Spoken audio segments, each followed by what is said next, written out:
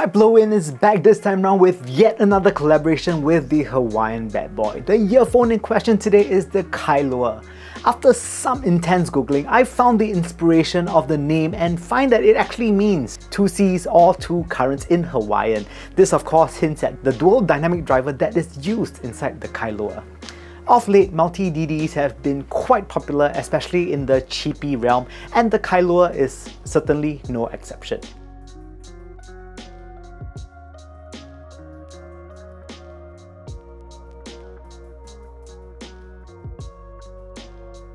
So let's just kick things off with an unboxing. The box of the Kailua is a rather simple box that has the IEM plastered in the center of the sleeve. When you turn the box to the side, you'll be treated by three color options: black, titanium, and white.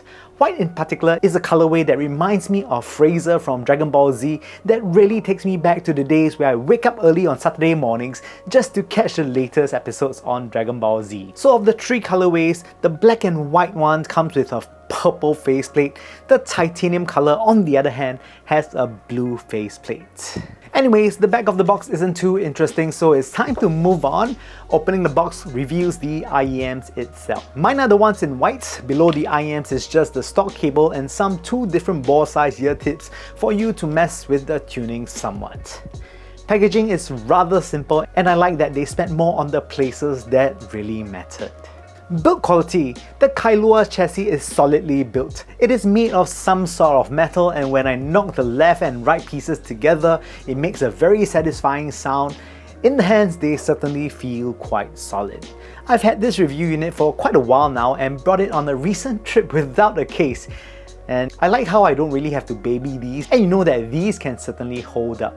The shape of the chassis really brings me back to the days of Westone and Shure, where it's just this kind of silhouette rather than the custom universal S shape that is also common these days. This is a shape that just works. Underneath the hood are two dynamic drivers, a 10mm and a 6mm diamond-like coating diaphragm that has been coated again with titanium.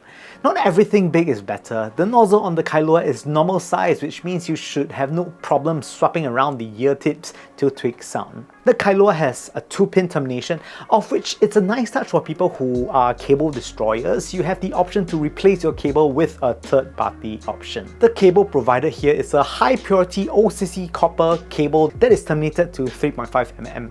The cable is quite soft and can be a little tangly when using, but they remain rather microphonic free. It has a choker, which is nice when I want the earphone to sit in place. Fittings on the cable is made of metal and quite inconspicuous. All in all, pretty decent.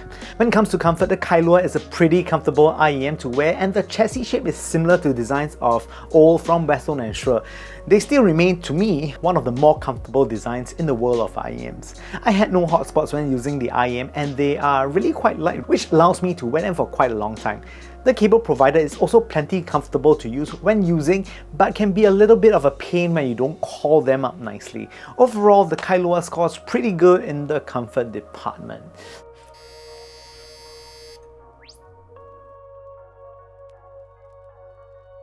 So, sound. When testing the Kailua, I was on a trip to the mountains, and as such, I only brought along my dongle, the Loft 2 Port S2, and my ultra portable DAP, the iPod Nano Gen 1. So listening impressions will be heavily based on these two products. The overall signature of the Kailua is for people who love bass that have very good low extension and vocals that sound slightly thicker than bloop. And I will say that it is its most defining traits. Treble extension is not neglected as well, so it has adequate shape. I really enjoy the thicker tonal color rendered by the Kailua, which makes it a rather engaging listen. Bass on the Kailua does go low, sub-bass extension is actually excellent, and it does have a very good level of realism to the resonance. I never found that it is too much, and it just sounds like a very natural extension of the mid-bass. It does remind me of the good subwoofers in clubs that manages to stay clean despite being a little bit more prominent in quantity. Mid-bass is plenty adequate as you still can get a really good kick to the eardrums through the kick drums. Quantity of bass is plentiful on the Kailua and is great for folks who want a bit more low-end punch in the music. The overall tonal color when it comes to bass is pretty similar to what you expect when you're going for a live rock setting. It is rich and impactful and certainly a rather entertaining listen. When it comes to technicalities, the Kailua is decent, providing good texture and speed. I like the levels of resonance that it pumps out, making it pretty realistic. I can see this pair being very suitable for folks who like EDM. Fine details is also decent. Dynamics on the bass is actually pretty good and engaging, as the volume contrast is pretty drastic. Mid-range vocals is perhaps the best aspect of the Kailua. I really enjoy how the vocals is rendered here. It is tilted to the slightly thicker category, which adds beautiful weight to vocal range. This of course is aided by the richer bass presence. The level of details in the vocals is pretty prominent when you listen to a track that emphasizes vocals. You can really listen to the nitty-gritty details, and I rather enjoy the dynamic driver implementation to handle the mid-range. It just allows for a realness to the tone of vocals, and it just sounds also velvety, like a good chocolate cake. I do find the overall balance of vocals in the whole soundscape to be rather balanced. When it comes to instruments, the nuances in instruments is also quite apparent. It is quite easy to pick out the various guitar riffs in the background. I do think that the separation between instruments is decent and sufficiently separate. Treble is where things get interesting. I do find that the Kailua is adequately airy despite it being a bit more bass leaning. That said, I do not find that the treble frequencies to be peaky, or as some would say, Pierce Brosnan. It maintains largely polite sounding with sufficient treble to land enough edge upper harmonics for your mid-range to have good separation and the bass to be well defined. When talking about the usual sibilant suspects, cymbals and crashes have good sizzle but never overstays its welcome, like people who refuse to leave parties although it has already ended. Overall, the treble is inoffensive and very likable. They are a good pair for folks who are a little bit more treble sensitive. Soundstage, with regards to width and height, the Kailuas are pretty decent. Despite it being a warmer sounding IEM, I think it does well in the height compartment as it is adequately airy, which enables it to sound tall. I rather enjoy the depth and positioning on the Kailua. The dynamics in the bass really helps depth perception. Positioning on the other hand is good as there is sufficient enough treble energy for the different instruments to have edge and separation.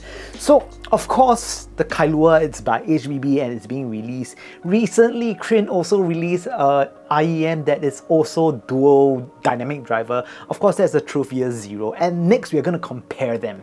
When it comes to build quality, I think that the Kailua takes the cake as the metal chassis is more solid than plastic of Project Red. Of course, looks is quite subjective and I'm quite smitten by the visuals of the Project Red. Bass on both pairs are quite similar, but I do feel that it is a little bit more fun on the Kailuas. It's just a little bit more taut and expensive compared to the default Project Red. But both of them really have very beautiful dynamic bass texture when it comes to bass. Mid-range, both are quite similar as they are both natural, leaning, warm. I do feel that the Kailua has a slight edge over the Red when it comes to resolution. Vocal character though is quite similar. Both will suit people who likes listening to vocals. Treble-wise, the Red does not extend too much, while the Kailuas extend a bit more and it allows it to sound airy. As such, I do prefer the presentation on the Kailuas more so than the Reds.